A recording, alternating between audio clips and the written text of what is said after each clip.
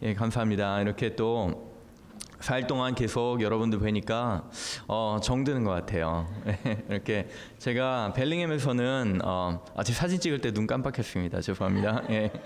벨링햄에서는 제가 좀 이렇게 베풀고 사람들 초대해서 이렇게 나누고 이렇게 하는 편인데 그동안 너무 많이 대접받고 그래가지고 너무나 감사했습니다. 이렇게 저희가 익숙하지 않은데 이렇게 또 후하게 대접해 주셔서 너무 감사드리고 또 찬양팀 수요일 수요일에 찬양팀 또 주일 찬양팀 일찍부터 오셔서 이렇게 너무 애써 주시고 수고해 주셔서 너무 감사드립니다. 우리 찬양팀과 우리 선교 주신 모든 분들 위해서 좀 박수 한번 드릴까요? 예, 감사합니다.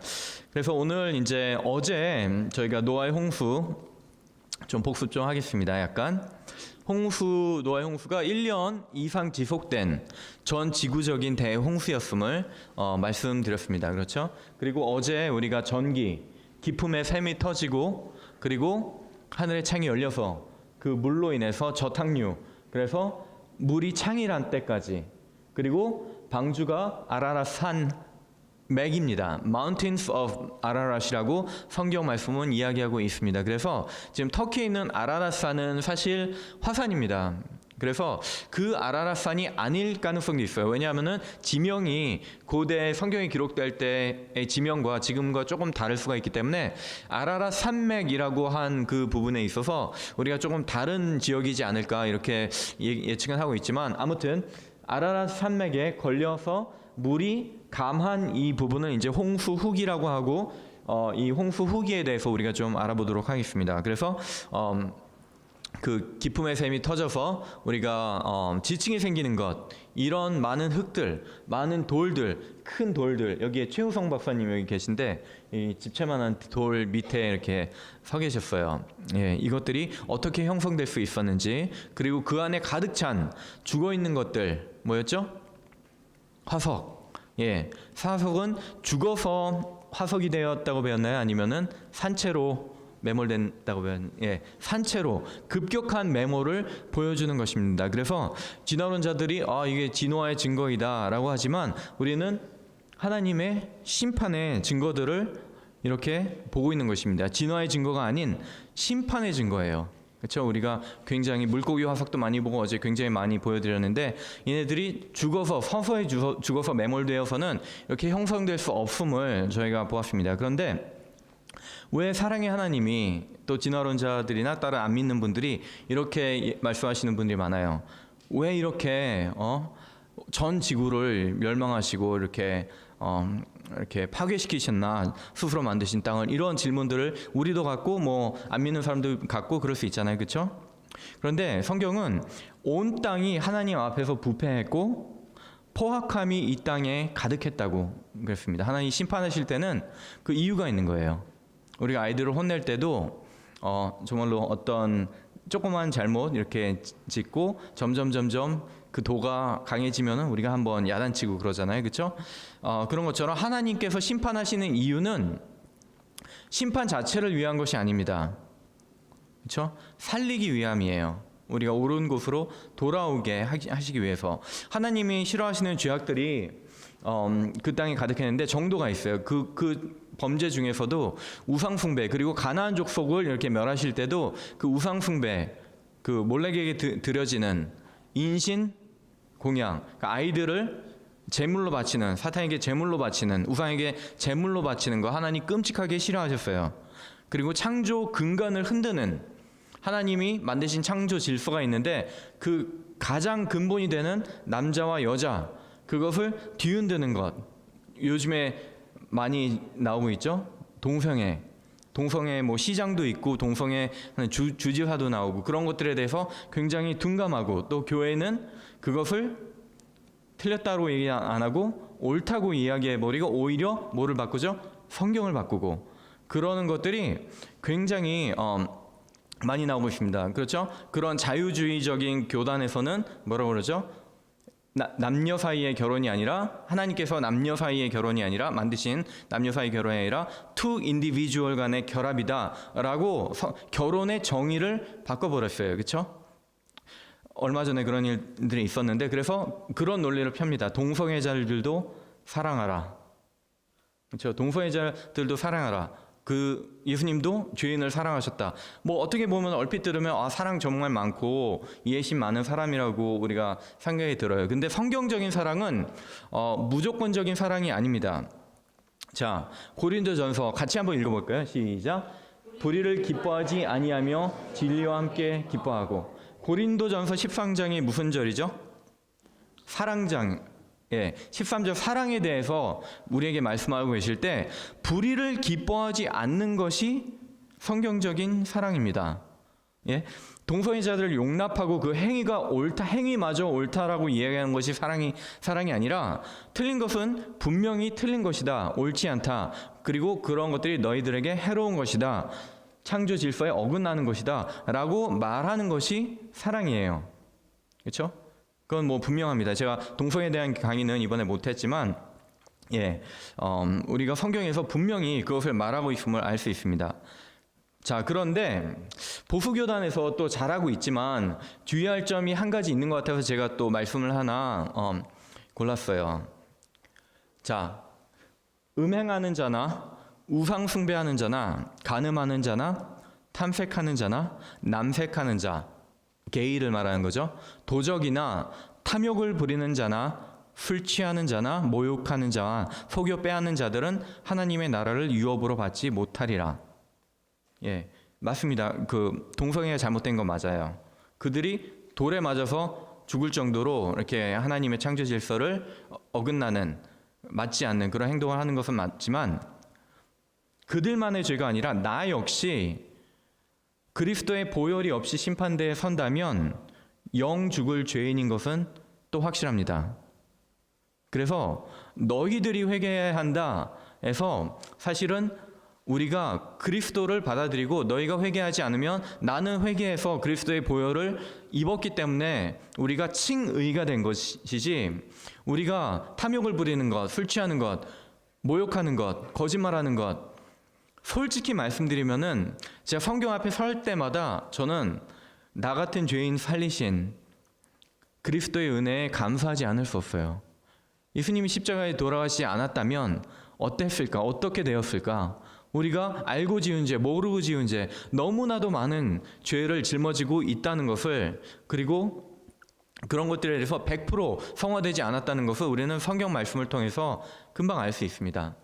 그래서 너의 죄라고 그들을 정죄하는 것이 아니라 우리 자신도 겸손하게 우리의 자신을 돌아보고 그리스도를 힘써 붙들어야 할 것입니다. 그리고 그리스도를 힘써 전해야 할 것입니다. 틀린 것은 맞지만 그것을 지적할 때 우리의 죄도 함께 돌아보면서 우리가 그런 지적을 사랑하는 마음으로, 그것이 사랑입니다. 무조건 그들이 옳다. 그러니까 자유주의도 고칠 점이 있고 보수주의도 좀 고칠 필요가 있어요. 제 생각은 그렇습니다.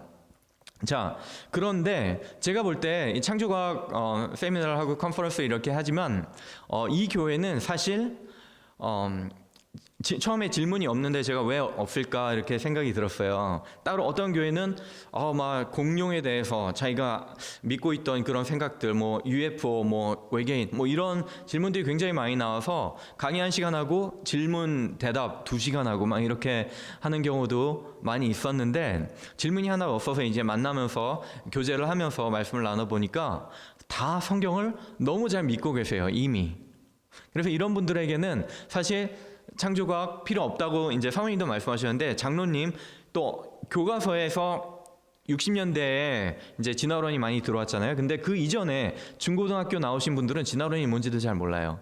그래서 그런 분들에게는 사실은 필요 없고 성경 하나로 충분하긴 하지만, 그럼에도 불구하고 우리가 이것을 배우고 공부해야 될 이유가 있습니다. 왜냐하면 성경 말씀에서 너희 속에 있는 소망에 관한 이유를 묻는 자들에게는 뭐라고 그랬죠? 대답할 것을 항상 준비하되 온유와 두려움으로 하고.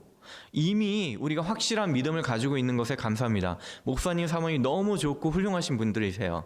이렇게 성경에 대해서 특히 앞부분에 대해서 올바른 믿음을 가지신 목사님, 사모님 찾기가 정말 힘든 것 같아요. 안타깝게도. 그렇지만 그럼에도 불구하고 이렇게 좀 어려운 공부 좀 해야 되는 이유는 왜 믿어야 되는 이유를 제공해 주기 위해서예요. 친구들이 너 왜 믿니? 너 왜 교회 다니니? 라고 했을 때 어떻게 대답하시겠어요? 왜 교회 다녀? 집사님은? 왜 이모는? 왜 아빠는 교회 다녀? 이렇게 물어봤을 때, 가족, 친지, 친구들이 물어봤을 때 어떻게 대답하시겠어요? 물론 여러 가지 대답이 있겠죠. 너무 좋아. 찬양하면 너무 좋아. 그러면 그분들이 뭐라고 그랬겠어요? 뭐 골프 치면 더 좋아. 좋다는 것은 주관적인 거기 때문에 물론 우리의 고백이 되고 우리의 간증이 될 수 있겠지만 궁극적인 그런 객관적인 대답은 왜 믿느냐라고 말했을 때 그 이유는 객관적인 그리고 궁극적인 이유는 그것이 믿지 않아도 사실이기 때문입니다. 이해가 되세요? 성경은 절대적인 그리고 절대성을 가지고 있는 보편적인 진리이기 때문에 우리 믿는 사람에게만 진리가 아니라 믿지 않은 사람에게도 진리인 것입니다. 아멘? 예. 이 사실이 놀라운 거예요. 이 사실이 은혜인 것입니다. 내가 믿는 것이 믿지 않아도 진리인 것을 우리가 믿고 있는 것입니다. 예. 그렇기 때문에 그 이유에 대한 그리고 왜 믿느냐에 대한 그 진리에 대한 그런 변증을 할 그런 필요가 있습니다. 믿지 않는 사람들에게. 그것도 온유와 두려움으로. 그러나 누구나 다 이렇게 창조과를 공부해서 조리 있게 설명하고 할 수가 없어요. 그래서 제가 소개를 드리겠는데 어제 말씀을 많이 안 드렸지만 이재만 선교사님께서 책을 많이 쓰셨어요.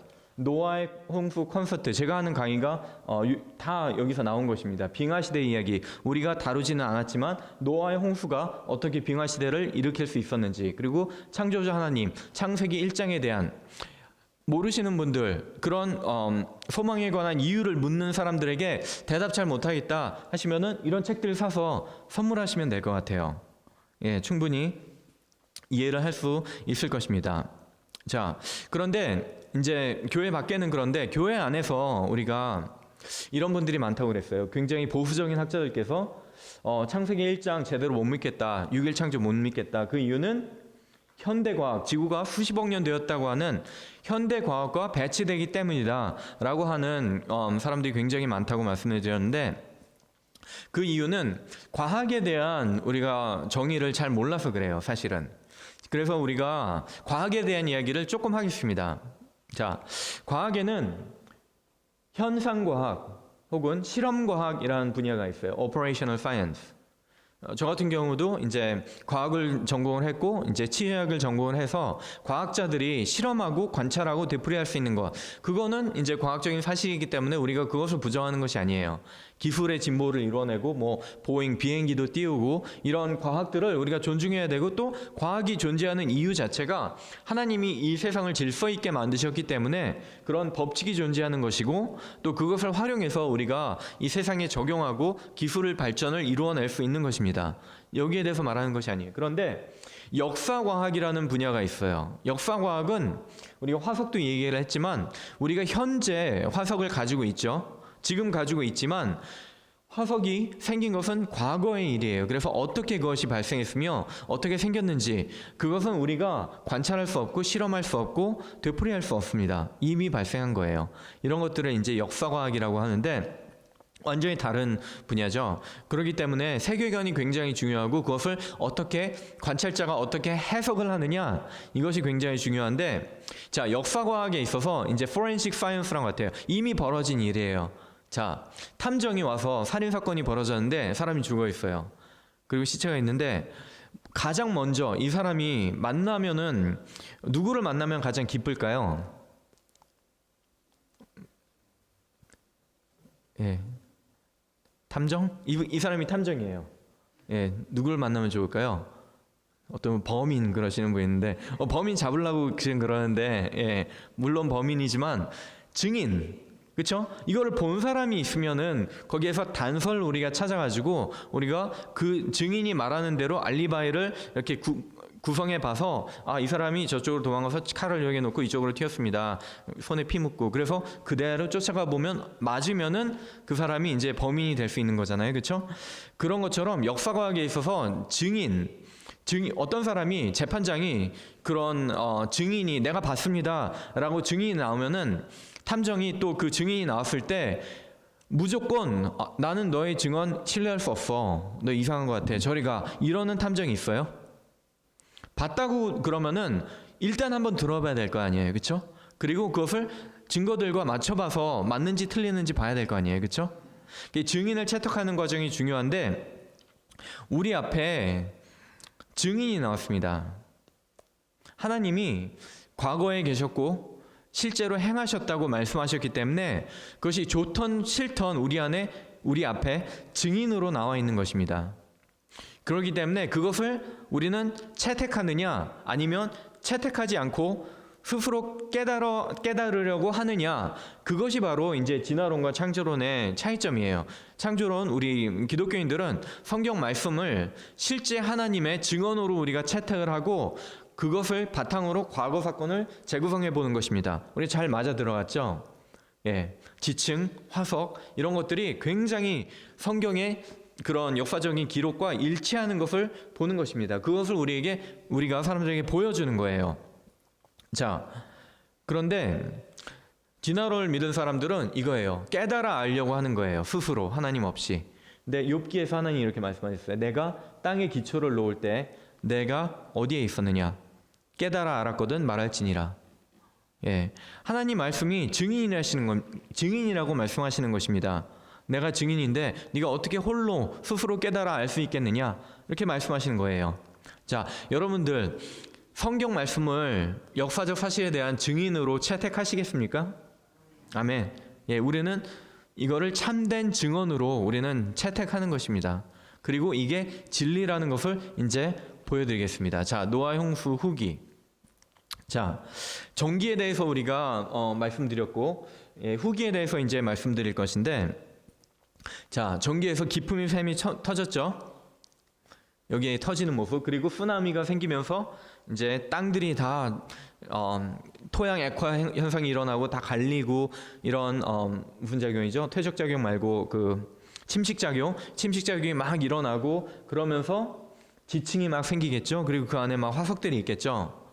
그래서 땅이 다 이제 편편해졌는데 그 이후에 물이 땅에서 물러가고 물이 점점 감아요 라고 말씀하고 있습니다. 창세기 8장 3절에.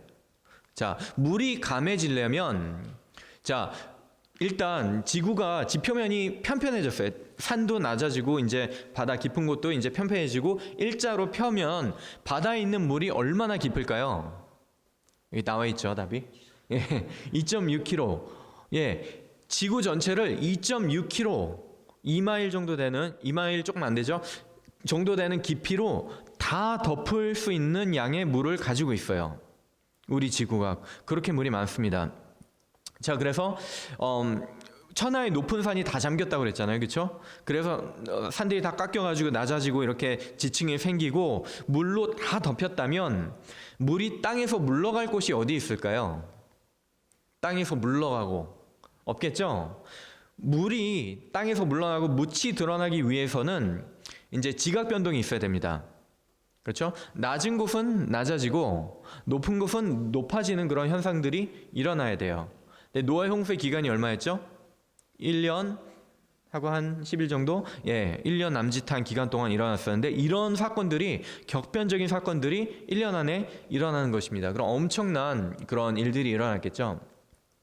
자, 이런 물들이 빠져나가고 전 지구를 덮던 물들이 많이 빠져나가고 이제 지금 우리가 보고 있는 이 세상이 이제 만들어지는 그런 과정들을 이제 성경은 말씀하고 계시는 것입니다.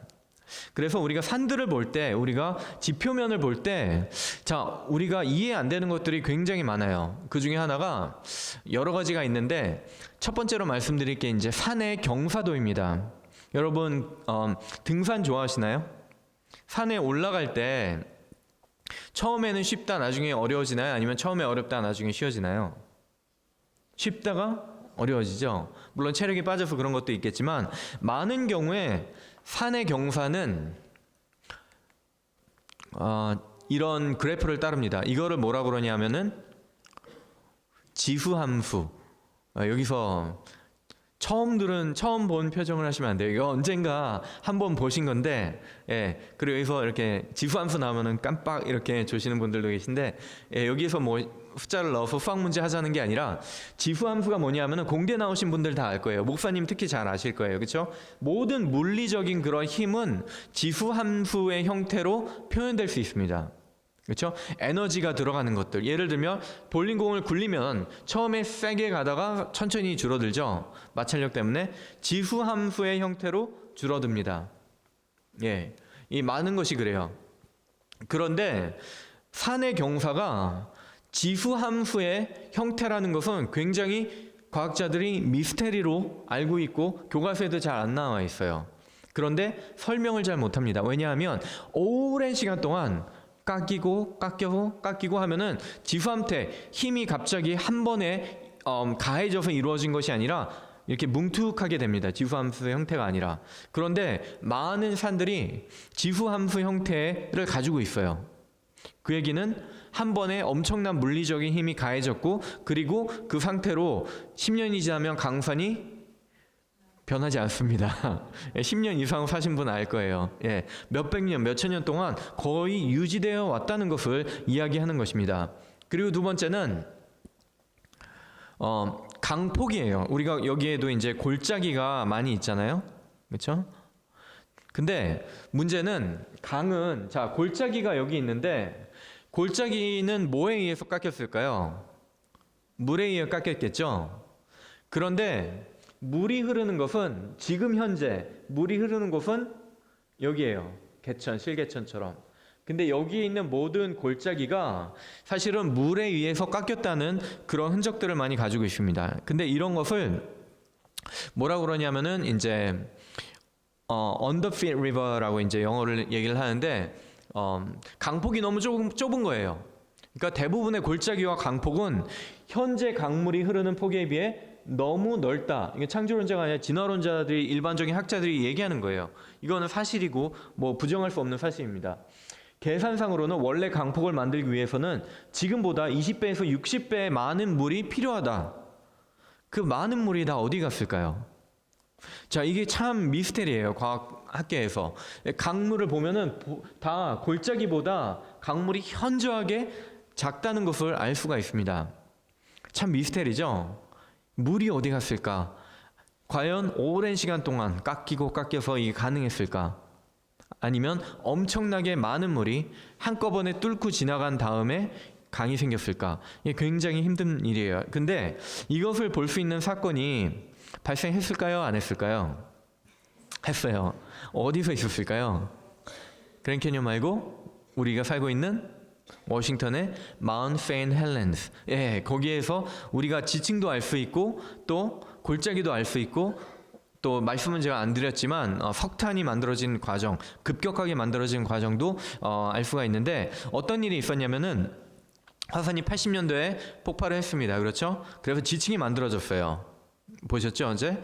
그런데 82년도에 다시 한번 이렇게 산사태가 나면서 그 위에 녹아있던 그런 얼어있던 그런 빙하와 이런 것들이 뜨거운 그런 용암 때문에 녹아가지고 산사태가 이제 일어났는데, 높이 30m의 골짜기가 생겼어요. 그 한 번의 산사태로 물들이 이렇게 흙탕물들이 쏟아져 가면서, 그리고 이렇게 지층만 뚫린 것이 아니라 기반함까지 뻥 뚫고 지나갔습니다. 그리고 그 뻥 뚫고 지나간 자리를 통해서 물이 졸졸졸 흐르고 있었어요. 그 얘기는 뭐죠? 강이 골짜기를 만든 게 아니라 골짜기가 생기고 강이 따라가는 것입니다. 이게 우리가 배운 것이랑 반대예요. 예. 그래서 우리가 노아의 홍수 후기에 이 모든 언더필 리버를 만들 수 있었던 것은 노아의 홍수 때 물이 빠지면서 이런 많은 골짜기들을 만들었고, 그 만들어진 틈을 통해서 강이 이제 흐르게 되었다는 것을 우리가 너무 쉽죠? 우리가 성경 말씀을 증인으로 채택하니까 너무나 잘 맞는 거예요. 이런 것들을 이제 파이프 효과라고 하는데, 예, 이게 이제 거기 어디야? 마운트 세인트 헬렌스를 가시면은 이런 새로 생긴 강들, 그리고 골짜기들, 이 강이 수천 년, 수만 년 동안 깎아서 생긴 게 아니라는 거예요. 갑자기 하루아침에 우리 눈앞에 골짜기가 생기고 강이 흐르는 것을 우리가 볼 수 있는 것입니다. 이 물의 힘이 정말 엄청난 거예요. 우리가 간과하고 있고 뭐 쓰나미를 통해서 조금 알기는 하지만 빠르게 흐르는 물이 얼마나 강한 힘을 가지고 있다는 것은 여러 번 입증되었습니다. 우리 이제 탤런댐 그리고 아이다호에서 구멍이 조금 났는데 불과 며칠 되지 않아서 이 저 조그만 구멍이 이게 갑자기 터져서 여기에 구멍이 조금 있었죠. 근데 1928년에 26년에 불과 2년 만에 이게 물이에요. 여기가 물이죠. 이 많은 물이 뻥 터지면서 여기에 있던 물이 한꺼번에 다 사라진 것입니다. 그래서 420명이 죽었어요. 그 하루에서. 그리고 여기에서 글렌댐 캐년이라고 애리조나에 이제 있는데 동영상을 제가 조금 한번 보여드리도록 하겠습니다. Display of the destructive power of floodwater was seen in 1983. With heavy floods caused by melting snow, the spillways were opened to relieve pressure on the dam. But the tremendous force of the overflow broke through the spillway lining, blasting through 3 feet of steel-reinforced concrete and leaving an enormous cavity 32 feet deep. A flood of water hurtling at high speed is a formidable force. Some geologists think the Grand Canyon was carved by a similar process of cavitation, as torrents of water pounded solid rock into dust. If it was really catastrophic, and that is possible, the water could have exceeded hundreds of feet, if not 1,000 feet in depth. And with those kinds of flows, boulders the size of Greyhound buses would be rolling down the Grand Canyon. And that erodes the canyon out very, very rapidly. 있었냐면은 홍수가 날 것 같아서 물이 댐 위에 굉장히 많이 쌓여서 옆에 있는 스필웨이, 그 물이 빠지는 그런 구멍을 열어놨어요. 근데 로키 산 눈이 녹아서 이렇게 범람하여서 배수구를 열었는데 1분 만에, 불과 그 배수구를 연 지 1분 만에 여기에 그 파이프 효과가 생겨나서 기반함이 40m가 날아갔습니다. 여기에 파이프가 이 정도였는데 문을 연 순간 1분 만에 이만큼이 날아간 거예요. 자, 이거를 이제 cavitation effect라고 이제 하는데, 그 물이 빠르게 흐르다 보면 여기에 이제 바닥에 울퉁불퉁한 면이 있잖아요. 근데 물의 흐름 때문에 여기에 갑자기 이제 공기 폭탄처럼 버블이 생깁니다. 그래서 거기 버블이 터지는, 폭탄처럼 이렇게 터지는 작용이 이제 발생을 해서 그 밑에 있는 기반함이, 암석이 폭발해 버리는 거예요. 순식간에. 암석이 터지는 것. 자, 이것을 볼 수 있는 곳이 또 이곳에 있습니다. 우리가 살고 있는 워싱턴에 파이프 효과가 과거에 있었다는 것을 증명한 학자가 있어요. 이것도 창조론자가 아니라 진화론을 믿는 과학자에 의해서 이게 밝혀졌습니다. 이미 이거는 학계에서 공인된 사건이에요. 자, 이것이 바로 이제 우리 동부 워싱턴에 있는 그 드라이폴, 가보신 분 계시죠? 드라이폴이라는 곳인데, 여기가 옛날에는 물이 흘렀던 그런 캐년이에요. 골짜기. 근데 남아있는 물은 거의 없죠. 자, 그래서 드라이폴이라고 하는 것입니다. 드라이, 물은 없어요 지금. 여기 조그만 이제 플라스폴, 조그만 폭포들이 남아있긴 한데 물이 거의 없어요. 다 어디 갔을까요? 자, 이게 어떻게 생겼을까요? 이것을 관찰하기 위해서 닥터 할렘 브레츠라는 분이 이게 이제 연구를 하기 시작했어요. 이제 동부 워싱턴 여기 지형을, 여기에 캐년이랑 골짜기들이 너무 많은데 물은 없어. 그래서 이게 이 지형이 어떻게 생긴 것일까 이렇게 연구를 해서 지형을 살펴보니까 여기 몬태나 이쪽에 호수가 빙하시대 말기에 엄청나게 큰 호수가 있었다는 것을 발견했습니다. 쇼어라인을 발견했어요. 그리고 여기에 그 호수를 막고 있던 댐처럼 막고 있는 아이스댐이 있었는데, 아까 말한 그 이 댐이 녹으면서 여기에 있는 물들이 순식간에 여기를 빠져나간 거예요. 그러면서 아까 말씀드린 파이프 효과, 암석을 뚫고 지나가는 그런 엄청난 파괴력을 지닌 홍수가 순식간에 동부 워싱턴을 휩쓸었다는 그런 연구 결과를 발표했습니다. 처음에 그 학계에서 뭐라고 그랬을까요? 예, 정신병자. 왜냐면은 그 뭐죠? 골짜기는 깎이고 깎여서 그거를 뭐라 그러죠? 동일 과정설. 지금 우리가 깎이고 천천히 움직이니까 그거를 과거에도 extrapolate 그대로 외삽해서 과거에도 깎이고 깎여서 이렇게 됐을 거라고 모든 사람들이 믿고 있었는데 이 사람이 나와서 이거 다 격변에 의해서 생긴 것이다. 갑자기 생긴 것이다. 라고 말하니까 이 사람 미친 사람 취급했어요. 학계에서 왕따 됐습니다. 완전히. 그런데 기술이 발전되고 위성사진도 나오고 계속 연구가 쌓이면 쌓일수록 홍수가 아니고서는 그 파이핑 효과가 아니고서는 이런 지형 만들 수 없다는 것을 알아냈어요. 그래서 이분이 그렇게 왕따를 당하다가 100세가 넘게까지 사셨거든요. 죽기 전에 아주 큰 상을 지질학계에서 가장 큰 노벨상 같은 가장 큰 상을 받고 명예를 회복하고 돌아가셨어요. 그래서 동부 워싱턴에 가면은 이분이 하신 그 드라이 펄에 가면은 연구 업적이랑 이런 것들이 간단하게 이제 기록되어 있는데 순식간에 생길 수 있다는 것, 골짜기가 순식간에 생길 수 있다는 것을 밝혀내셨어요. 그리고 이런 지형들이 어떻게 보면은 그랜드 캐니언이랑 굉장히 비슷합니다.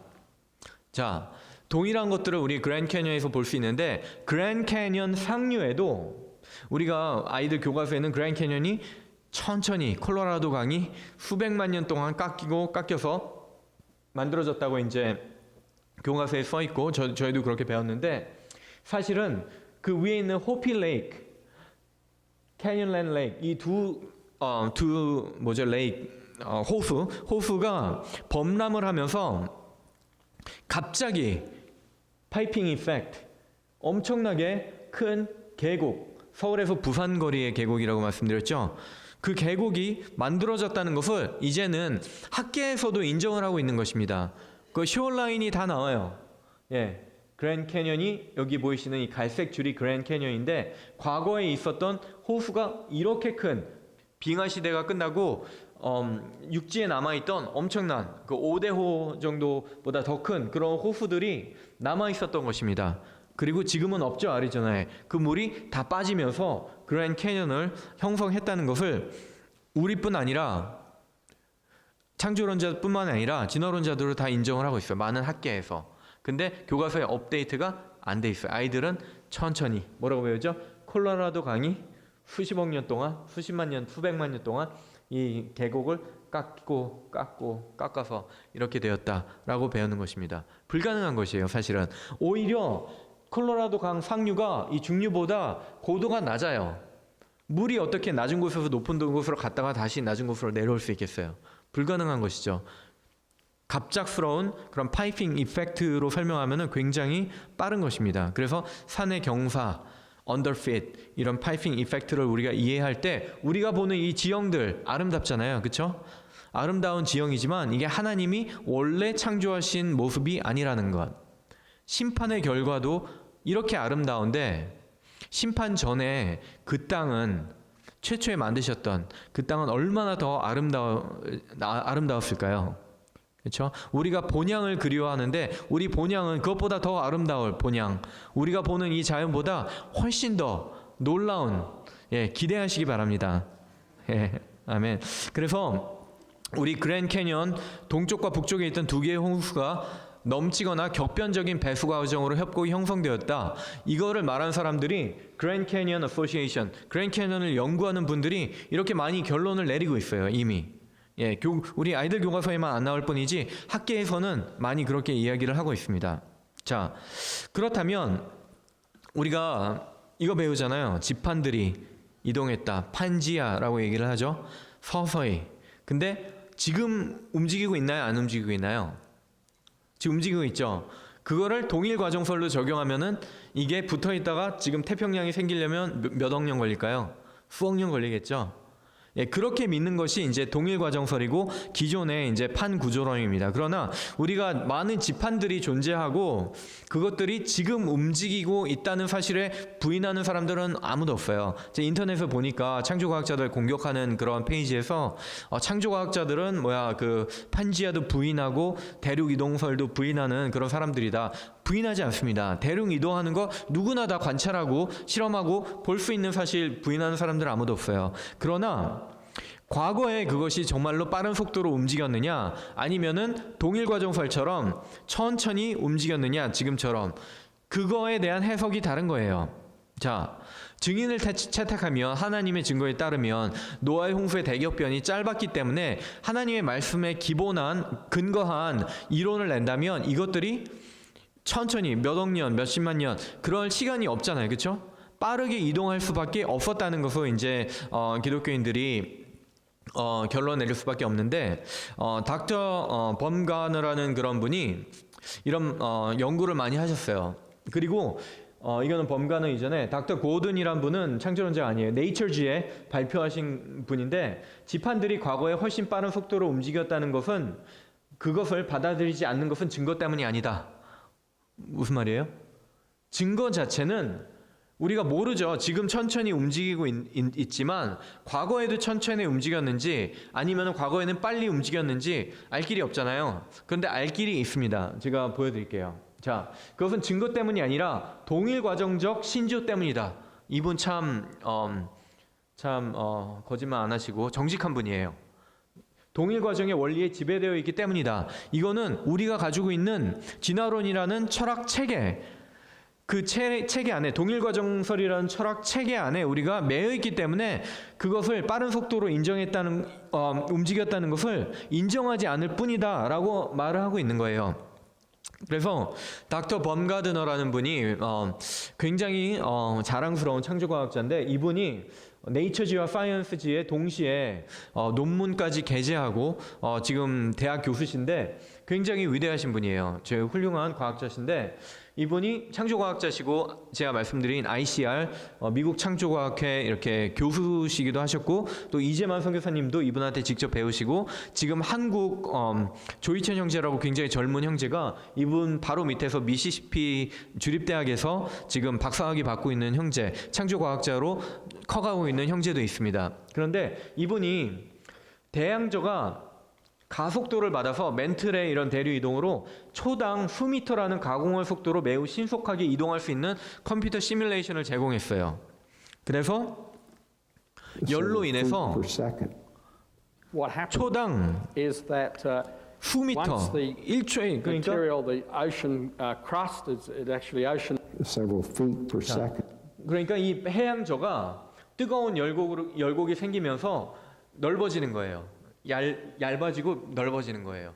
그러면은 바닥에 생기는 게 화산암일까요? 퇴적암일까요? 화산암이죠. 용암이 식어가지고 이제 생기는 거니까.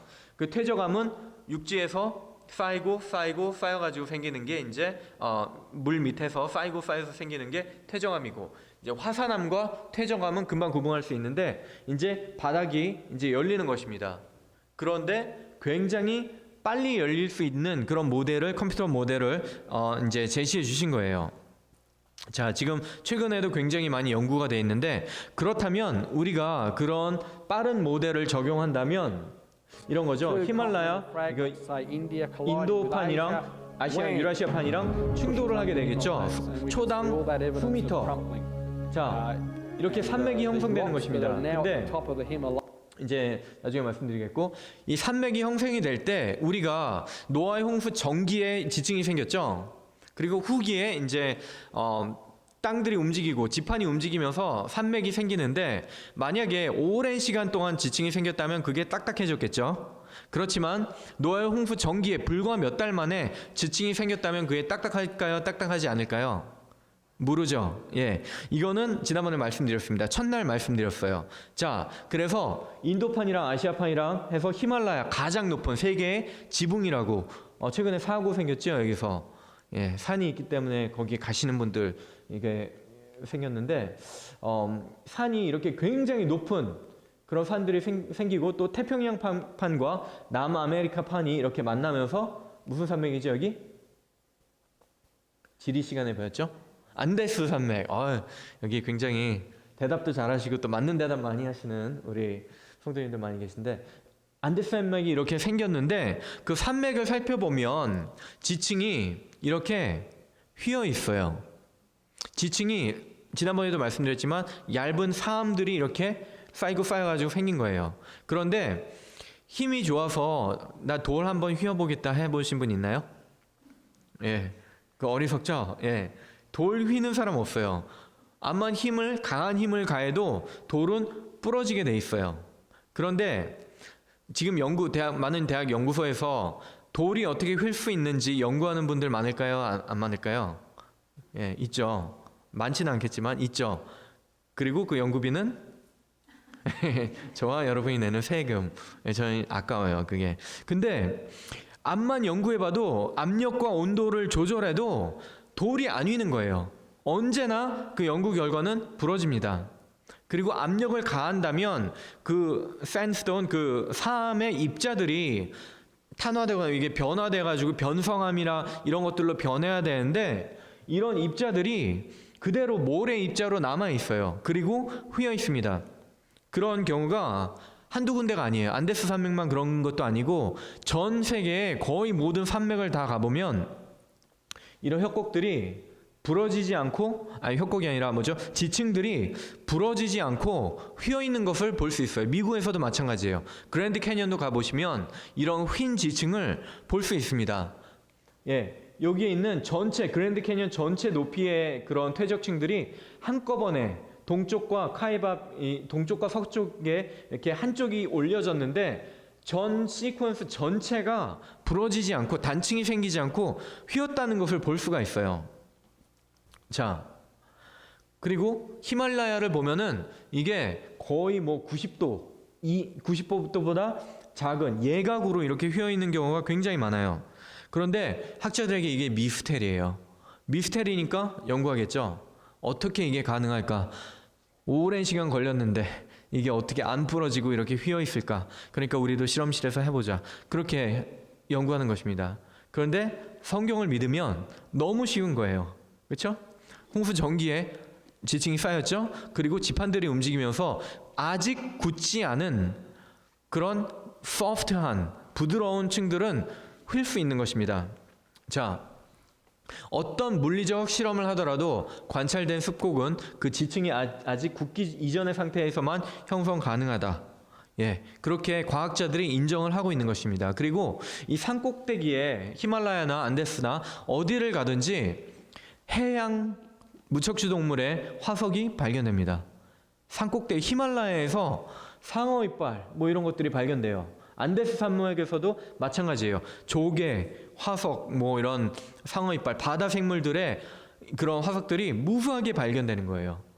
조개, 상어가 산꼭대기에서 뭐 하고 있는 거예요? 굉장한 미스테리죠. 그러나 우리가 성경적인 모델을 제시해 봤을 때 우리가 저탕류가 이렇게 지층을 만들고 거기에 화석이 생기고 그리고 이제 땅이 감하면서 지판들이 움직이고 이게 습곡이 생기면서 높이 낮은 곳은 낮아지고 높은 곳은 높아지면서 산맥들이 생기고 그리고 이제 퇴적 작용을 통해서 이런 산들이 생기면서 산 꼭대기에 뭐가 있겠어요? 예, 해저에 살고 있던 그런 바다 생물들의 화석들이 발견되는 것을 쉽게 우리가 알 수 있는 것입니다. 자, 그래서 큰 그림에서 보면 1차적으로 퇴적 작용이 생기고 그 다음에는 침식 작용만 생겼다는 것을 우리가 알 수 있어요. 자, 그리고 지구상의 모든 산들, 이게 산이라는 그런 Origin of Mountains라는 이제 책이 2000년에 나왔는데 여기에 대해서 말하고 있는 것입니다. 책 전체가 그거를 말하고 있는 거예요. 퇴적 작용이 먼저 일어났고 그게 다 끝난 다음에 이 세상의 모든 산들이 형성된 것 같다. 물론 이거 성경을 믿지는 않지만 과거에 오랜 시간 전에 그렇게 생긴 것이라고 이야기를 하고 있는 것입니다. 세속 학자들도. 자, Most scientists have thought that this process is very slow. 또 한 The 부분은 interesting thing is there's more. 자, 이거는 한 부분이 갈라지면서 바다가 생기고 한쪽이 이제 습곡이 생기고 그런 과정에서 지판과 지판들이 또 만나는 부분이 있겠죠. 그렇죠? 지판들이 이렇게 생기고 벌어지면서 벌어지는 곳은 지구가 이제 원주가 일단 제한되어 있으니까 벌어지는 곳도 있고 이렇게 겹쳐지는 곳이 있어요. 그 중에 대표적인 곳이 어딜까요? 바로 일본 앞바다. 태평양판과 아시아판이 만납니다. 그래서 거기에 단층도 자주 일어나고 그래서 지진이 굉장히 많이 발생하죠. 우리의 이웃들이 많이 고통을 당하고 있는데, 자, 그래서 태평양판이 아시아판 밑으로 들어가고 있어요. 그런데 해양 지각은 굉장히 차갑습니다. 그렇죠? 그리고 그 안에는 굉장히 뜨거운 멘틀이 작용하고 있어요. 자리 잡고 있어요. 그렇죠? 굉장히 뜨겁습니다. 그래서 이 위에서 물과 접촉하고 있는 부분은 차가우니까 딱딱하게 굳어 있지만 이 해양 지각이 밑으로 들어가면서 어떻게 될까요? 뜨거운 곳에 얼음 같은 거 집어넣거나 그러면은 녹겠죠? 예. 그래서 해양 지각이 멘틀로 들어가면서 녹아요. 그런데 녹는데 시간이 좀 걸리겠죠? 그런데 오랜 시간이 지났다면 여기에 있는 해양 지각이 어느 정도 깊이에서는 다 이미 녹아서 열평형 상태가 이루어져 있어야 해요. 하지만 Grand Journal of Geophysical Research라는 그런 세속적인 진화론적 그런 학문 저널인데 이렇게 말하고 있습니다. 해양 지각이 오랜 세월 동안 밑으로 들어갔다면 녹거나 지구 내부와 비슷한 온도를 보여야 하지만 해양 지각은 멘틀보다 훨씬 낮은 온도와 녹지 않은 상태로 존재한다. 무슨 얘기예요? 이 해양 지각이 들어가 있긴 한데 끝없이 이게 연결되어서 녹지 않고 그리고 열평형 상태도 이루어지지 않은 상태에서 깊이 멘틀 상태로 들어가 있다는 거예요. 그거 지금 이제 우리가 초음파나 그런 걸 쏘면 알 수가 있잖아요.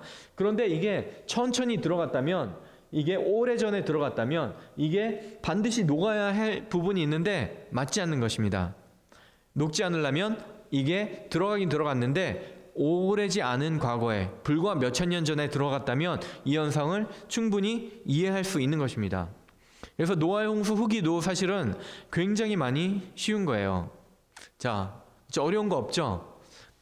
성경 말씀은 물론 우리가 이 모든 과정을 바람으로 땅 위에 불게 하심에 물이 감하였고 라고 이제 말씀하고 계시지만 우리가 성경적인 짧은 지구와 그리고 노아의 홍수의 연대 그리고 성경에 기본한 그런 과학적 모델을 우리가 만들었을 때, 즉 증인을, 하나님의 말씀을 증인으로 우리가 채택을 하고 우리가 사물을 바라봤을 때 이게 일치하는 것을 우리가 볼 수가 있는 것입니다.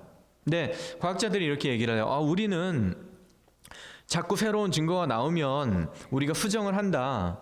그렇기 때문에 우리의 fast correction이 가능하고 우리는 진리랑 더 가깝고, 성경은 그냥 일단 말해놓고 우리가 옳다고 고집하기 때문에 너희들은 고지식하다 이렇게 말하는데 그것은 올바른 그런 논증이 아닙니다. 왜냐하면 과거의 일은 일단 벌어졌고 변하지 않는 거예요. 근데 어떤 증인이 나와서 과거에 이런 일이 있었는데 난 이렇게 했다라고 말했는데 또 다른 증거가 들이대니까 아니다 난 사실 여기에 있었다.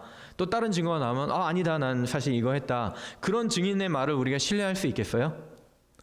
누가 거짓말을 하고 있는 것입니까? 성경 말씀은 업데이트 될 필요가 없어요.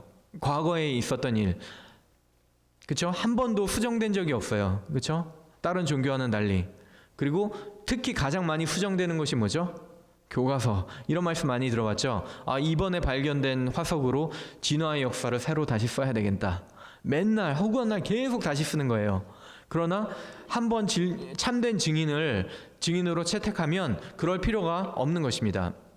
그래서 우리의 노아의 홍수 후기에 대해서 우리가 말씀을 드렸고, 이제 노아의 방주에 대해서 잠깐 살펴보도록 하겠습니다.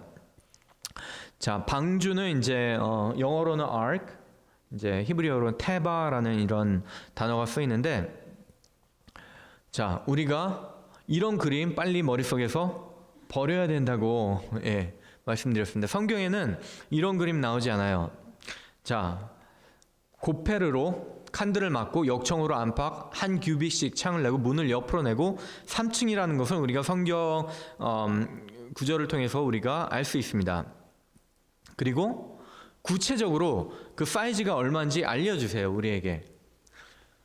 그 방주의 제도는 이러하니 장이 300규빗, 광이 넓이가 50규빗, 고 높이가 30규빗이며, 자, 규빗이 물론 이제 로열 규빗이고 일반 규빗이고 그렇긴 하지만 일반적으로 18인치 성인 남성의 팔꿈치에서 여기 손끝까지를 보통 이제 1규빗으로 이렇게 이야기를 많이 하는데 우리가 메트릭 시스템으로 그것을 바꿨을 때 노아의 방주는 길이가 132m, 높이가 13m, 너비가 22m 이 정도 사이즈로 우리가 알려져 있습니다. 그래서 방주의 용량은 화물칸이 522량이 들어갈 수 있는 그 정도 사이즈예요.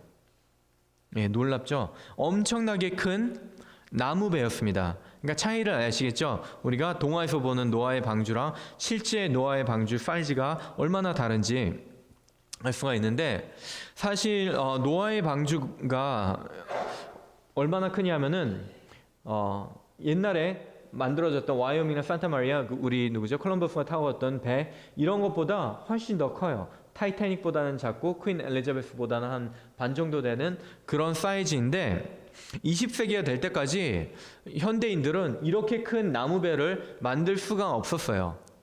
왜냐? 그 켄햄이랑 옛날에 빌 나이랑 논쟁할 때 그 얘기도 잠깐 나왔었는데 이런 큰 나무배는 뒤틀림 현상 때문에 바다에서 그리고 파도가 치는 그런 상황에서 쪼개지거나 깨질 수밖에 없습니다. 굉장히 약하고 그러기 때문에. 그래서 현대인들도 그거를 굉장히 힘들게 이거를 알아냈는데 그렇다고 해서 과거인들이 뭐 원신이었고 무식해가지고 기술이 없었다고 가정하는 것 자체가 사실은 진화론을 먼저 가정하고 해석을 내리는 거기 때문에 일반적으로 우리가 논리적으로 훈한 논리의 오류에 빠진다고 이제 이야기를 하는데 과거의 역사적인 기록을 보면은 노아의 노아의 방주만한 혹은 그거보다 더 큰 방주를 지었다는 배를 만들었다는 그런 기록들이 굉장히 많이 나와 있습니다. 그리스 전함도 마찬가지고요. 그리고 우리 이런 역사적인 기록만 남아 있는데 기록을 살펴보면 이 사람들이 크로스 라미네이션 그러니까 결대로, 이결대로, 이르결대로 이렇게 뒤틀리게 이렇게 겹겹이 이렇게 라미네이션을 해서 뒤틀림을 방지하고 깨지는 것을 방지해서 이렇게 큰 배를 만들었다는 것을 우리가 알게 되고 있어요. 지금 최근 들어서. 그러니까 현대인들보다 더 많은 지혜를 가지고 있었다는 것을 지금 깨닫고 있습니다. 이런 경우는 또 동양에서도 우리가 역사 시간에 배운 정화의 남해 대원정 들어보셨죠? 이 정화라는 사람이 이거는 짧게 하겠습니다. 아프리카까지 갔어요. 굉장히 많은 그 선단을 이끌고 굉장히 큰 배를 만들었다는 그런 기록들이 많이 남아있고 배 자체는 없지만 조선소 정화 장군이 배를 만들었던 조선소에서 엄청나게 큰 이런 키도 발견이 되고 이런 증거들이 많이 나오고 있습니다. 그리고 아프리카에 있는 섬에는 이런 라무 아일랜드에는 이런 정화 장군이 남긴 그런 선단에서 남아있던 사람들이 거기에 난파선이 이렇게 착륙을 해가지고 중국인처럼 생긴 그런 부족들이 아직도 살고 있고 그런 곳이 있습니다. 그래서 우리가 과거인들이 무식했다, 이렇게 좀 열등한 그 진화가 덜 된 사람이었다라고 말하는 것은 옳지 않다는 거예요. 우리가 가까이도 이제 이집트에도 피라미드와 같은 그런 첨단 그런 건축 기술을 자랑하는 그런 건축물들이 있는데 이런 피라미드에 대해서 우리가 실제 증거가 없고 기록만 있었다면은 사람들이 똑같은 말을 했을 거예요. 과거인들이 고대인들이 어떻게 그런 것들을 만들 수 있었겠느냐라고 비판하는 사람들이 분명히 있었을 것입니다. 그러나 피라미드는 자세히 말씀드리긴 그렇지만 굉장히 고도로 천문학적인 그런 지식과 그런 건축 지식이 너무나 이렇게 잘 조화되어 있고 그리고 이 벽돌 하나하나가 굉장히 크고 지금 우리가 현대의 기준기로도 들 수 없는 그러한 100톤 이상 되는 그런 돌들을 굉장히 멀리서 이렇게 운반해온 그런 것들 그리고 돌을 깎은 기술들 현대인들이 따라하기 힘든 그런 기술들을 과거 고대인들은 가지고 있는 경우가 굉장히 많아요. 우리가 다큐멘터리나 그런 것들을 통해서 아실 수 있을 거예요. 그래서 그게 굉장히 미스테리니까 어떤 사람들은 이제 외계인들이 와서 도와줬다. 뭐 이렇게 심각하게 얘기하는 학자들이 많이 있습니다. 그런데 예습을 하자면 잠깐 말씀드리자면 외계인에 대한 그런 디셉션, 그런 거짓말, 속임수가 곧 닥칩니다. 저 예언가는 아니지만 그런 움직임들이 있어요. 그러나 외계인들은 진짜 외계인들이 아니고 굉장히 사탄적인 존재들입니다. 예, 그거는 이제 아셔야 돼요. 외계인이 이제 전면에 나타나면서 마치 자기네들이 외계에서 진화된 것처럼 그런 모습을 하고 많은 사람들을 속이고 진화가 맞는 것처럼, 그리고 자기네들을 이렇게 월십하게 하는 그런 현상들이 이미 발생하고 있습니다. 거기에 대해서는 나눌 수 있는 기회가 있었으면 좋겠어요. 아무튼 외계인들에 대한 그런 문제들 이 있는데, 실제로 외계인이나 뭐 이런 엉뚱한 것들을 드러내지 않더라도 성경적으로 우리가 이해를 한다면 과거 사람들은 굉장히 오래 살았잖아요, 그렇죠? 그리고 처음이 좋았죠. 하나님이 처음 창조하셨을 때 뮤테이션도 없고 돌연변이도 없고 그런 질병도 없던 사람들이 1000년 뭐 가까이 800년 900년 이렇게 오래 살았다면 엄청난 지혜를 축적할 수 있었겠죠. 그래서 고대인들이 많은 지혜와 많은 지식을 가지고 있었고 첨단 문명과 가까운 그런 기술까지도 가지고 있었을 것이라는 것은 성경을 통해서 우리가 유추할 수 있습니다. 그래서 노아의 방주도 단지 고대인이기 때문에, 무식하기 때문에, 아직 기술이 없기 때문에 못 만들었을 것이다 라고 하는 가정은 옳지 않은 가정이라는 것입니다. 그래서 우리가 방주를 충분히 만들 수 있었을 것이라는 것을, 우리가 이 정도 사이즈가 되는 방주가 가능했었을 것이라는 것을 일단은 말씀드리는 거고요. 그리고 두 번째는 이 방주가, 우리가 이제 노아의 홍수 전기와 후기를 이제 잘 마쳤는데, 그냥 있는 것이 아니라 엄청난 쓰나미, 그렇죠? 지층이 생기고 이 전 지구가 그런 쓰나미로 덮여 있는 그런 상황에서 살아남아야 됩니다. 그렇죠? 하나님이 홍수는 멸하기 위해서, 그리고 방주는 살리기 위해서 만드셨기 때문에 그 안에 있는 동물들이랑 사람들이 구원을 받아야 돼요. 그렇죠?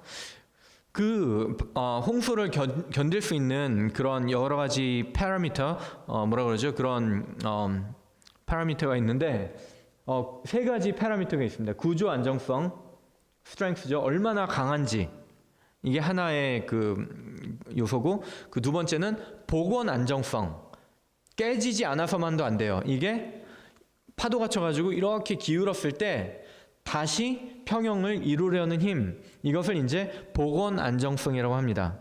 그리고 세 번째는 파랑 안정성, 과연 그 흔들리는 배 안에서 그 안에 있는 사람들이 얼마나 이렇게 멀미하지 않고 쾌적하게 있을 수 있는가, 이제 세 가지 이제 요소가 있는데, 이거를 사람들이 한번 연구를 해봤어요. 이것을 연구한 연구소가 해양연구소, 대한민국의 해양연구소에서 이것을 해봤습니다. 물론 성경을 믿지 않는 과학자들이 한번 해봤어요. 어떤 배가 제일 안정적인가. 그래서 방주의 비율 10대 1.7대 1 이 정도 사이즈도 만들어보고 했는데, 구조 안정성은 이렇게 두꺼운 나무로 된 그런 이런 구조로 된 것이 가장 강하다는 것을 알아냈습니다. 그렇겠죠? 두껍고 이제 굵으니까 암만이 세게 때려도 깨지지 않을 거 아니에요. 그러나 파도가 치면은 이게 금방 돌아가겠죠. 그래서 복원 안정성은 가장 나쁘고 파랑 안정성도 좋지 않다. 근데 파랑 안정성은 이게 굉장히 플랫하고 얇은 그런 구조가 굉장히 파랑 안정성은 있지만 금방 깨져요. 그리고 이 정도 되는 사이즈가 복원 안정성은 있지만 단단하지도 않고 안에도 이렇게 멀미도 많이 나고, 그러나 10대 1.7대 1로 된 구조는 이 모든 세 가지 요소를 균형 있게 충족시키는 그런 구조입니다. 왜 그럴까요?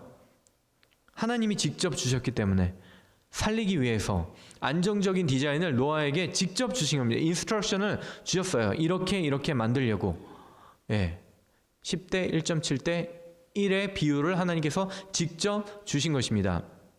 자, 그래서 이런 그림이 아니라는 거예요. 배는 금방 파도가 치면은 돌아가 버립니다.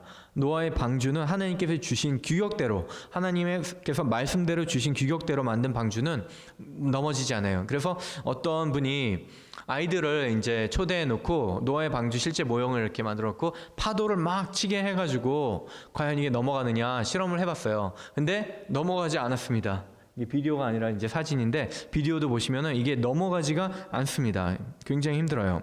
그래서 안정적인 그런 전함들, 이런 경우는 노아의 홍수의 규격 사이즈를 굉장히 많이 카피를 한 전함들이 많이 있습니다. 그래서 USS 오레건, 미국의 군함 중에서 굉장히 견고한 그런 군함으로 남아있고, 오늘날의 그런 카고, 그 선박들은 기본적으로 방주의 길이와 너비의 비로 제작한다고 이야기를 합니다.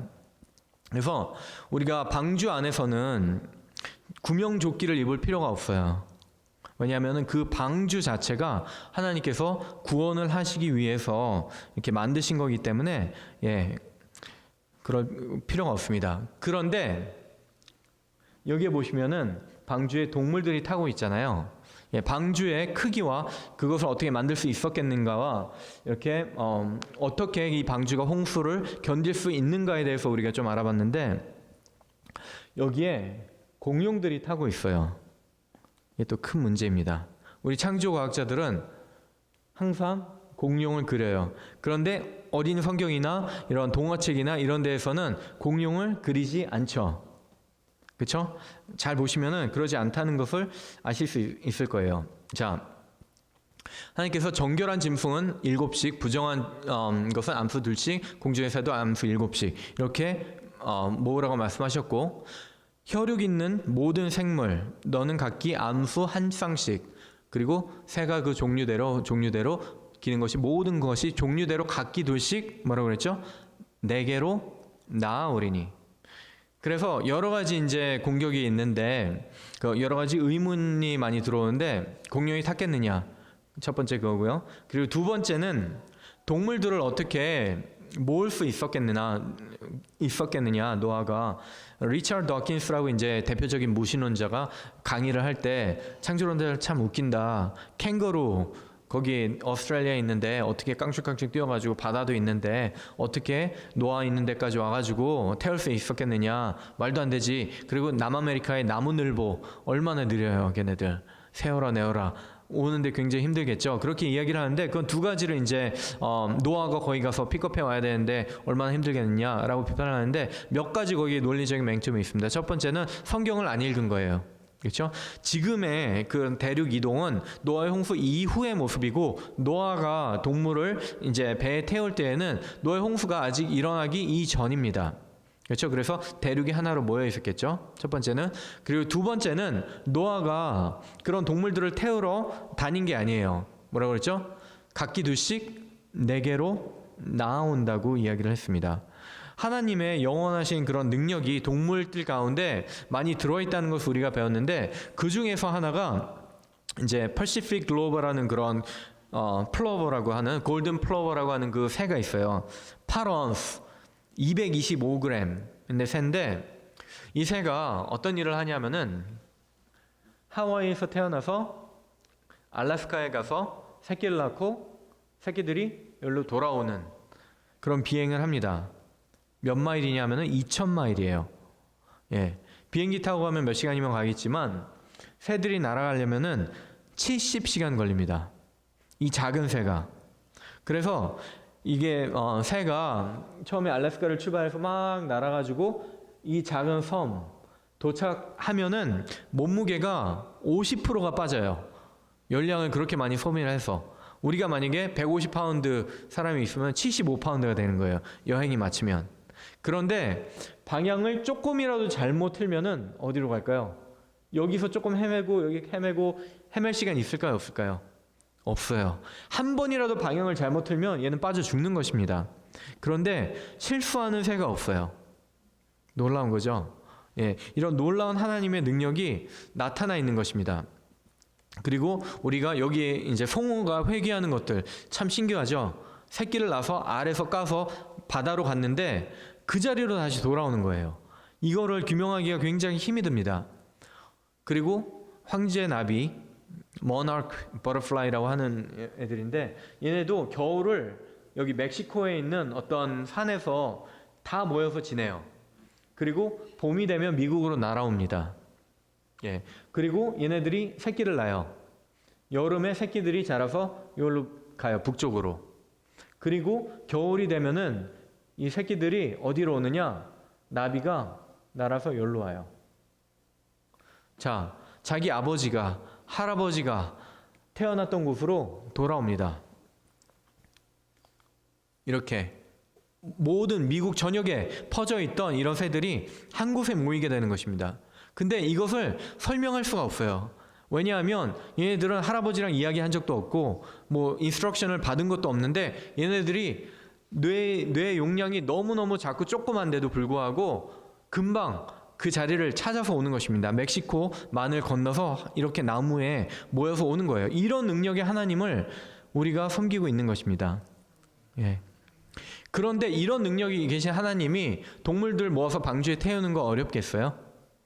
예, 쉽죠. 그러니까 이거는 성경을 읽지 않고 하는 부당한 그런 공격이라는 것. 그리고 두 번째는 이제 공룡에 대한 것 얘기를 하면은 이제 많은 분들이 이제 반발을 하세요. 심지어는 교회 다니시는 분들이 여기에 대해서 반박하시는 분들이 굉장히 많습니다. 상상외로 제가 다니면서 이야기를 해보면 많은 리더들, 우리가 알고 있는 굉장히 유명하신 그런 세계적인 목사님들도 요거는 아니다, 공룡은 안 탔다 이제 이야기를 하고, 공룡은 6,500만 년 전에 죽었다 이렇게 말씀하시는데, 자, 지구상에 그거는 몰라서 하는 이야기입니다. 우리가 이거 하나하나 풀어보겠습니다. 지구상의 모든 포유류나 파충류, 조류는 17,600종이에요.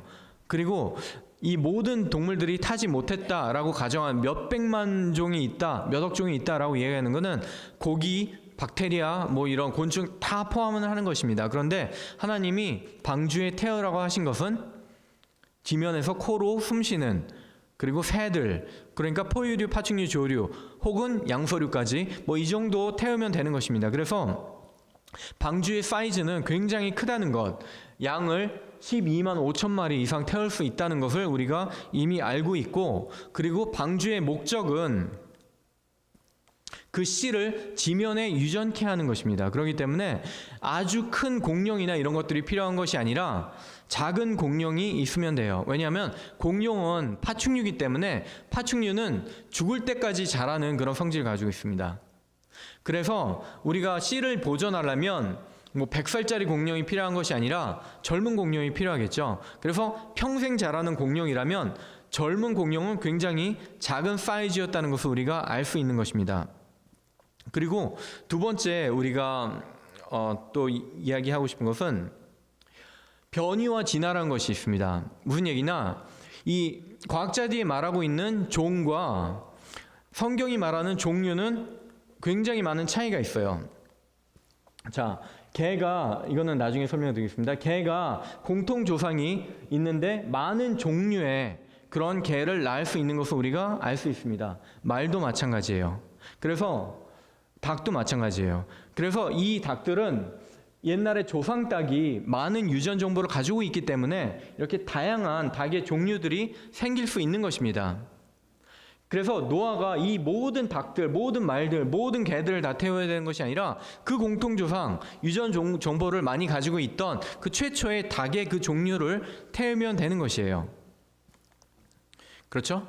말도 마찬가지고 닭도 마찬가지고 공룡도 마찬가지예요. 이 공룡도 지금 우리가 학계에 알려지는 공룡의 종류가 뭐 몇천 종류다, 몇천 종이다 이렇게 얘기를 하지만 실제로 그 비슷한 형태대로, 그 비슷한 종류대로 묶어보면 약 50종류밖에 되지 않습니다. 그러니까 공룡이 그렇게 많은 게 아니에요. 그리고 모든 공룡이 다 뭐 티라노사우루스처럼 그렇게 큰 것이 아니라 뭐 닭처럼 작은 공룡들도 존재합니다. 그리고 티라노사우루스, 브론토사우루스 이렇게 굉장히 큰 공룡들도 실제로 방주에 탈 수 있었고, 방주에 필요한 공룡은 또 작은 공룡이기 때문에 이렇게 많은 수의 공룡이, 그리고 그렇게 많은 공간이 차지하지 않다는 것을 많은 분들이 이미 연구해 놓으셨어요. 고양이도 마찬가지, 우리 사자, 호랑이, 표범 이런 것들이 다 공통조상에서 나왔다는 것을 우리는 알 수 있습니다. 왜냐하면 사자랑 호랑이도 다른 종인 줄 알았더니 실제로 교배해보면은 교배가 가능합니다. 이런 경우는 비일비재해요. 과학자들이 이제 낙타와 라마, 낙타는 중동에 살죠. 라마는 이제 남아메리카에 사는데 같이 모아두면 눈이 맞아서 새끼를 낳는 것입니다. 예, 이 과학자들이 굉장히 미스테리예요. 그래서 종속과목 강문계라고 이렇게 종류를 정해놨는데 성경적인 종류는 과학자들이 정한 종보다는 더 큰 주로 속이나 과, 지너스나 패밀리였을 것이다. 물론 우리가 정확하게 과거에 이미 일어났던 일이기 때문에 정확하게 알기는 불가능하지만 대충 그럴 것이다 라는 것을 우리가 충분히 예측할 수 있는 것입니다. 그래서 방주에 이런 모든 동물들이 또 공룡을 포함한 이런 동물들이 탈 수 있는 충분한 공간들이 있었다는 것을 우리가 알 수 있는 것입니다. 그렇다면 그 공룡들이 또 어떻게 먹이들을 먹고 이런 많은 동물들을 또 물도 먹여야 되고 해야 되잖아요. 그렇죠? 하나님 이렇게 말씀하셨어요. 먹을 모든 식물을 내게로 가져다가 저축하라. 이것이 너와 그들의 식물이 되리라 라고 말씀하셨습니다. 그런데 일반적으로 어느 정도 기술이 있는 사람들이 모이면 한 사람이 하루에 토끼나 쥐를 약 5천 마리 이상 먹일 수 있다고 합니다. 돼지는 3천 마리 이상, 닭은 3만 마리 이상. 그리고 우리가 옛날 사람이지만 지혜가 있었고 기술이 있었다는 것을 우리가 알기 때문에 충분히 그런 노아의 세 아들, 세 며느리가 그 많은 동물들을 먹일 수 있었다는 것을 우리가 알 수가 있습니다. 그렇죠? 그렇지만 또 하나의 가능성이 더 있어요. 동면과 하면의 가능성입니다. 그 추위에 대한 그 동물의 가장 이제 반응 중 일반적인 현상 중에 하나인데 동면이나 하면을 할 때 체온이 내려가고 호흡이 느려지고 신진대사가 감소됩니다. 근데 그 어떤 동물도 동면의 잠재 능력이 없는 동물이 없어요. 실험을 해보면 얘는 동면을 안 하지만 스트레스를 가하면 잡니다. 예. 자, 북극다람쥐는 영하에서도 이제 동면을 하는데 3주에 한 번씩 거동을 해요. 겨울 동안. 심장 박동도 신진대사가 굉장히 빠른 그러한 동물인데 350번 심장이 박동하는 것이 2번에서 4번으로 감소를 합니다. 1분에. 체온도 섭씨 1도로 떨어져요. 예. 그리고 쏙득새는 10월에서 3월까지 5개월이나 자요. 그리고 체온도 뭐 20도 이상 이렇게 떨어지고, 그리고 흑곰 블랙베어죠. 7개월 동안 수시로 자는데 암컷은 동면하다가 새끼도 낳아요. 그래서 새끼는 그 어미가 자고 있으니까 그냥 지 혼자 태어나서 지 혼자 젖 찾아서 물고 먹습니다. 예, 이런 동면과 이런 하면의 가능성이 충분히 있었다는 거예요. 만약에 노아의 홍수에 쓰나미가 치고 배가 흔들리고 이런 모든 격변이 일어나고 있을 때 이 동물들이 얼마나 무섭고 스트레스를 받겠어요. 예, 자는 것입니다. 이것을 우리가 뭐 증명할 수는 없지만 그랬을 수도 있겠다라는 것을 알 수 있는 그런 구절이 있어요. 하나님이 노아와 그와 함께 방주에 있는 모든 들짐승과 육축을 권념하사, 예, 하나님께서 돌보셨다는 거예요. 그러니까 하나님의 신성으로 그런 동물들이 죽지 않도록, 왜냐하면 방주는 살리기 위해서 만드신 하나님의 장치이기 때문에 하나님이 충분히 그러한 동물들에게는 동면과 하면을 할 수 있는 그러한 가능성을 이미 심어주셨고 방주에서는 그것을 그냥 액티베이트만 하면은 되는 것입니다. 그렇게 어려운 게 아니에요. 그래서 노아의 홍수 1년 동안의 그 대격변, 그 격변 동안 지형이 생기고 그 방주 안에서 동물들이 구원될 수 있는 그러한 그림, 그것이 동화 속에서만, 신화 속에서만 가능한 것이 아니라 실제 과학적으로 그것이 가능하다는 것을 우리가 보이는 것입니다. 자, 그래서 그리고 히브리어 방주를 만들 때 그 안에 칸을 만들라라고 할 때 히브리어 캔은 네스트, 영어로 번역하면은 네스트라고 이제 번역이 가능합니다. 그래서 네스트에서 이렇게 잠을 자는 그런 그림들을 우리가 충분히 성경적으로 그려볼 수가 있는 것이에요. 그런데 이런 노아의 홍수에 대한 그런 전설들이 성경에만 있는 게 아니에요, 사실은.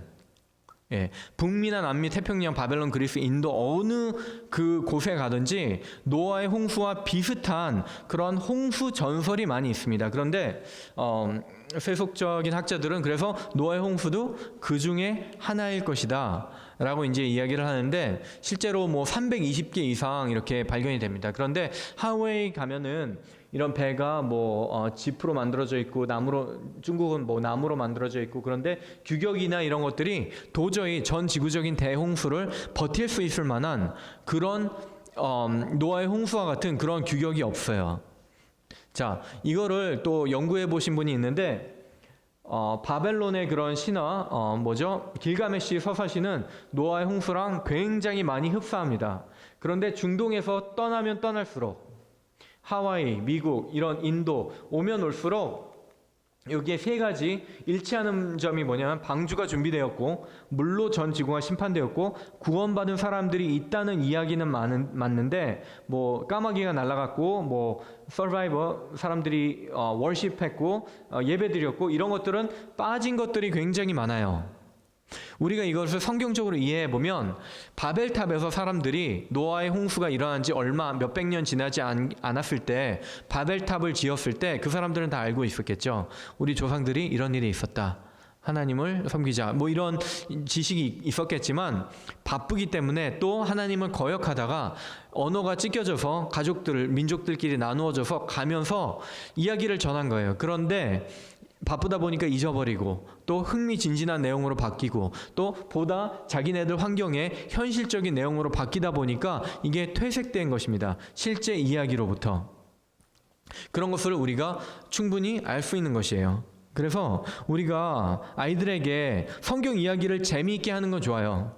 제가 그것을 이야기하는 것이 아닙니다. 그러나 그 재미있게 하는 것은 좋은데 그 역사적인 사실성을 왜곡하면은 안 되는 것입니다. 아이는 배운 대로 그것을 받아들이기 때문에 자, 우리가 이제 노아의 홍수와 그리고 노아의 방주들을 이렇게 살펴봤는데 이게 정말로 역사적인 사실일 수밖에 없는 그런 증거들을 저희가 많이 나눴습니다. 그렇죠? 그리고 그런 것들을 이제 쉐어할 수 있는 그러한 능력을 우리가 키워나가기 원하는데 궁극적으로 이 방주가 예표하는 것은 뭐라고 그랬죠? 예수 그리스도. 방주로 들어오면은 구원받고 생명 얻는 거예요. 노아가 방주 만들 때 뭐 굉장히 오랜 시간 동안 만들었겠죠. 근데 사람들이 뭐 했죠? 노아를 조롱했어요. 예. 노아는 방주문은 열려 있었습니다. 그렇죠? 방주 만드는 동안 충분히 공간이 있었어요. 많은 사람들이 들어올 수 있는 공간이 있었습니다. 그러나 순종한 하나님의 말씀, 지금 햇볕이 쨍쨍, 지금 바람도 안 불고 홍수, 그 사람들 홍수 모르겠죠. 홍수 안 났었으니까. 그런데 하나님의 말씀만을 믿고 의지해서 방주로 들어가라 했을 때 들어간 사람들 구원을 받았습니다. 그렇죠? 그런데 방주 문을 누가 닫았을까요? 여호와께서 그를 닫아 넣으시는. 노아가 자 이제 준비됐다 가자 문 닫은 게 아니라 순종하고 안에 들어갔을 때 하나님이 심판 전에 방주를 닫으신 것입니다. 들어가면 구원받는 거예요. 불순종하고 조롱하면 구원받지 못하는 것입니다. 그래서 방주에 탔어요. 자, 1년이 지났습니다. 1년 남짓 지났어요. 노아의 가족들이 나왔어요. 나와서 이제 가족 사진을 찍었습니다. 여기 가족 사진을 찍은 거를 저희가 상상해서 그린 거예요. 진짜로 찍은 것이 아니라. 예. 그런데 이 사람들이 치이즈했는데 웃지를 않아요. 그렇죠? 왜 그랬을까요? 저희는 그렇다고 저희는 믿고 이렇게 그린 거예요. 왜 웃을 수가 없었을까요? 방주에서 물로 말미암아 구원을 얻은 자가 겨우 몇 명뿐이니 겨우 8명이라. 예, 우리 친척들 많았는데 그리고 하나님이 창조하신 땅을 우리는 봤어요. 이 사람들은 봤어요. 8명은. 그렇죠? 예, 물론 창조 이후에 타락은 했지만 창조 원형 그대로 많이 보존이 되어 있었는데 격변적인 홍수로 참사가 일어난 거예요. 우리가 보던 땅과 다른 황폐한 땅이 우리 눈앞에 펼쳐져 있는 거예요.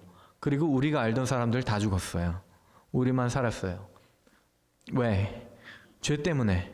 하나님이 죄악이 그 땅에 너무 관영하고 하나님을 대적하는 것이 너무 많기 때문에 그런 것들이 다 심판을 받은 현장에서 이 사람들이 나와서 이런 표정을 짓고 있었다는 것을 우리가 이제 예측을 하는 것입니다. 자, 노아의 때와 같이 인자의 임함도 그러하리라고 말씀하십니다. 우리가 이 사실을 우리가 늘 기억해야 될 것 같아요. 예. 홍수가 나서 저희가 다 멸하기까지 깨닫지 못하였으니 인자의 임함도 이와 같으리라.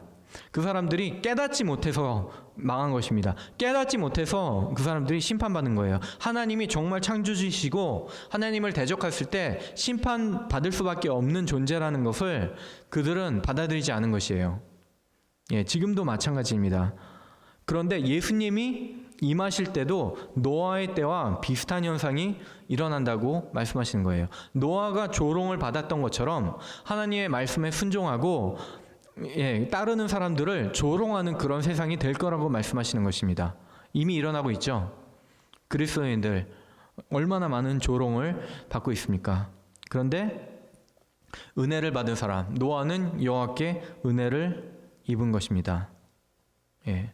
자, 그래서 지금 우리가 노아의 시대에는 방주에 들어오는 길만이 구원을 받는 길이었어요. 그러나 지금은 방주를 예표하시는 분이 예수 그리스도, 구원으로 이르는 유일한 길은 예수 그리스도라고 말씀하십니다.